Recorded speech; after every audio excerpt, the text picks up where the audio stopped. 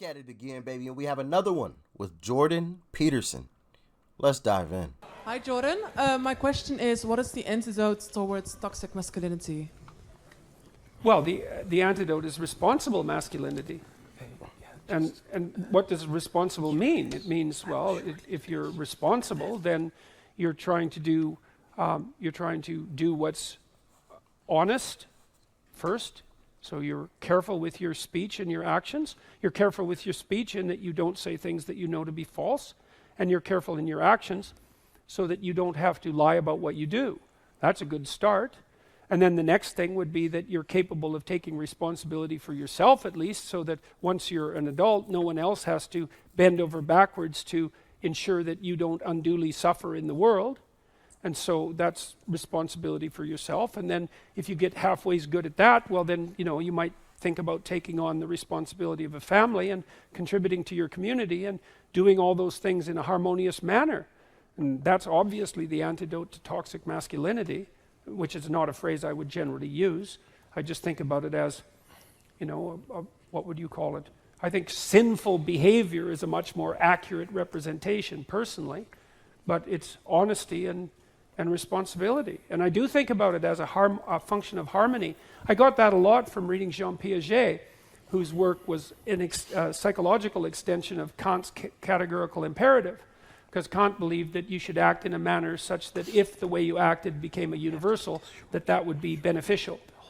Say that again. Kant's categorical imperative, because Kant believed that you should act in a manner such that if the way you acted became a universal, that would be beneficial. You should act in such a way that if the way that you acted, the world started acting like that, it would be beneficial. Never really thought about it that way. But wow. Yeah, I like that one. That's a good one. But Piaget... If you see me tweet that out, mind your business, all right? Just like my tweet, okay? Retweet it if you want to, but you don't have to call me out that I stole that, all right? Formalized that very nicely, showing that one of the bases for the emergence of a system of genuine ethics was an iterable form of reciprocity. So that, for example, I can give you a quick example of that. My granddaughter, who's now 15 months old, has discovered a new game. And it's a Piagetian game, a developmental game. And she discovered this by watching, but also on her own, and partly because it's a very deep part of human nature. So she has this little wooden spoon. And her game is, you sit with her at the table, and her game is, she gives you the spoon. And then you take it. And then you give it back. And then she's all happy about that. And then she gives the spoon to the person who's sitting beside her.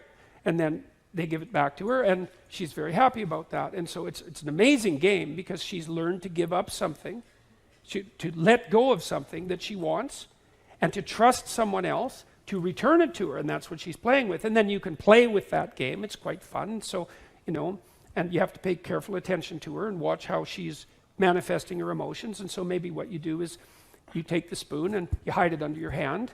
That sort of disconcerts her a bit. Then you show it to her and pick it up and give it to her, and she's happy about that because what she sees is that the principle of reciprocity can maintain itself across a set of transformations, and that's really exciting to her. Or you can give her the spoon, and she can give it back to you, and then she can reach for it, and you can pull it away 1/4 inch, and that sort of disconcerts her, and then she'll...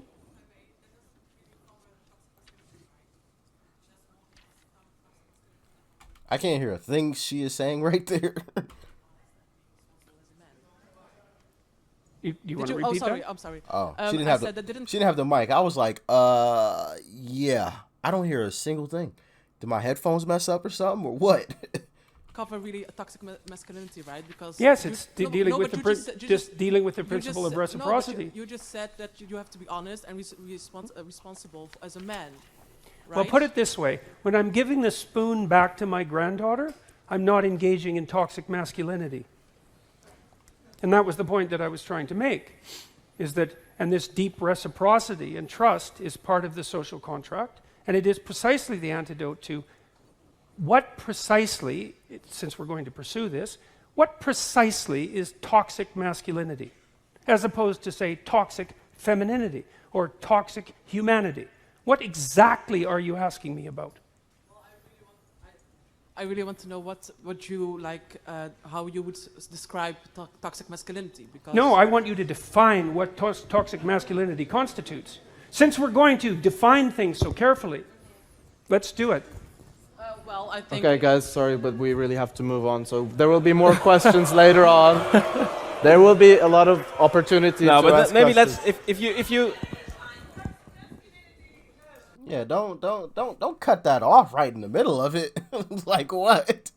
We're just getting into the juicy parts. Like, let that conversation finish, and then you guys can go on with the rest of your conversation and save the rest of the questions until the end. But while you're in the middle of a question, like, no, you can't just nope, finish, nope, done. No, finish the question. Now you've got our attention. We have to move on. So there will be more questions later on. There will be a lot of opportunities No, to but ask maybe Yeah, the whole crowd booed too. I just noticed that. let's if you Okay, so let's define it shortly. All right, shortly, please. Okay, I think that the moment when you kind of, I have a hard time to kind of describe it in English. Let's say, that you kind of go over a boundary that kind of neglects the freedom of the opposite, well, gender or whatsoever. So that's toxic masculinity, and that you kind of have. But this that would also be toxic femininity. Well, may I like finish my sentence, Sure. please? Thank you. And then also, I lost my sentence now.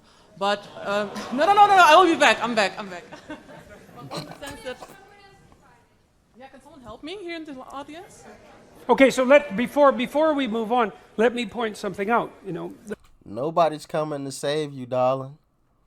Nobody. that I was willing. Okay, so before we move on, let me point something out. You know, that I was willing to undertake this line of discussion, allowing for the possibility that the category of toxic masculinity had some content, right? But if we're going to pursue that line of reasoning and quibble about the answer, then we're certainly going to quibble about the definition that's embedded in the question. And so part of what's happened in our discourse is that we're required ethically to assume a priori, merely out of politeness, that the utterance toxic masculinity actually constitutes a meaningful phrase.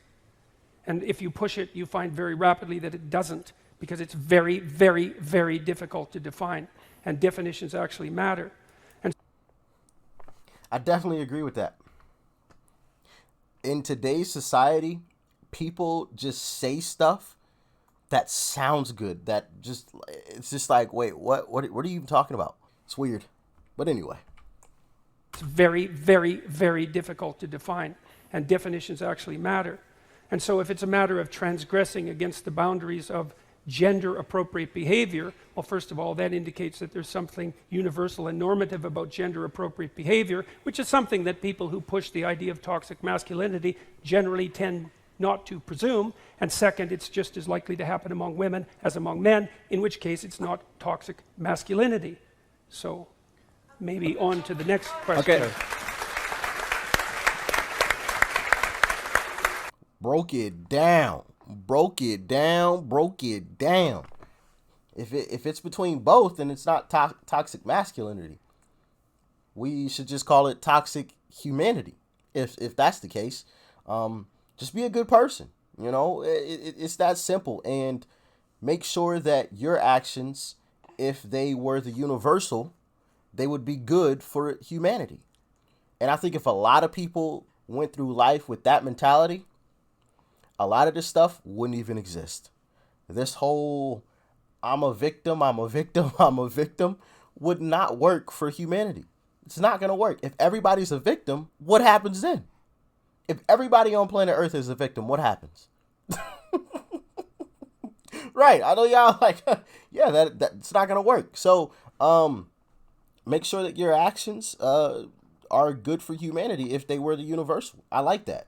And like I said, if you see me tweet something about that, tweet those lines. mind your business, all right? Just like my tweet. You don't have to call me out. Hey, you stole that from a Jordan Peterson video. And I forgot the guy's name that he said actually made that quote. But yeah, just like my tweet, all right? But anyway, Jordan Peterson breaking down something amazing once again. Toxic masculinity? It's not even a real thing. Stop it. Anyway, y'all let me know what you thought about it in the comment section below. Like, share, comment, and of course, hit that subscribe button. Hit that thing. Click that to subscribe. Click that. All right? And after you do that, check out that video too. You might like it. Peace and love. I'm out.